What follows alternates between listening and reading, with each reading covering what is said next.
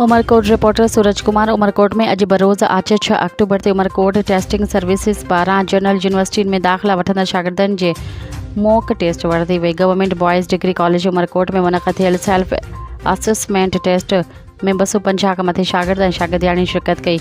Youth of Umerkot जे chairman Mewaram Verma media सां मुखातिब थींदे चयो त अॼोके 7 self assessment test general university जे शागिर्दनि खे यूनिवर्सिटी जे एंट्री टेस्ट में मददगार साबित थींदी। यूटीएस हमेशा खां शागिर्दनि लाइ लॻापियल यूनिवर्सिटियुनि बाबति अवेयरनेस सेशन ऐं मॉक टेस्ट जो तसलसल जारी रखियो पियो आहे। यूटीएस जे फाउंडिंग मेंबर भवानी शंकर लावा ॻाल्हाईंदे चयो त यूटीएस शागिर्दनि जे मॉक टेस्ट सां गॾोगॾु उभरंदड़ नौजवान सोशल एक्टिविस्ट खे इल्मी सरगर्मियुनि में पंहिंजो पाण मञण जो मौक़ो फराहम कयो आहे। यूटीएस जे सीईओ हशमत मेघवाड़ वीचार वंडींदे चयो त यूटीएस शागिर्दनि जे इंतिहाई घटि फीस ते यूनिवर्सिटी जे पैटर्न तहत टेस्ट मुनक़द कराए रही आहे। टीम जे सीनियर अॻवाननि दानिश शेख, श्वेता कुमारी, सोनिया कुमारी, तुलसी माली, मज़हर कोसो, कैलाश मेघवाड़, सुरेश मेघवाड़ ऐं साजिद सुमरो पिणु ख़िताब कयो।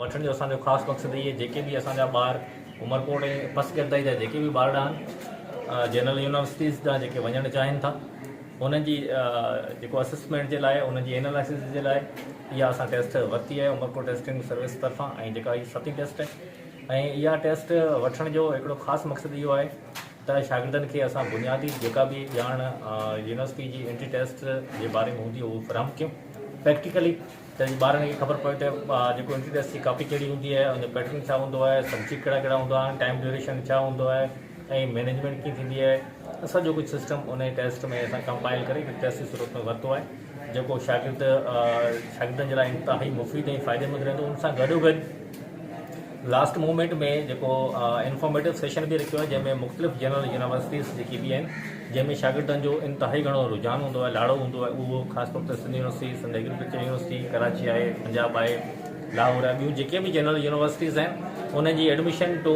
एग्ज़िस्टेंस ताईं जेकी असां उहो सिस्टम रखियो आहे इंफॉर्मेटिव सेशन में त जीअं ॿार उन मां वधीक फ़ाइदो हासिलु करे सघनि ऐं उन्हनि खे वधीक मोटिवेशन मिले। Thank U.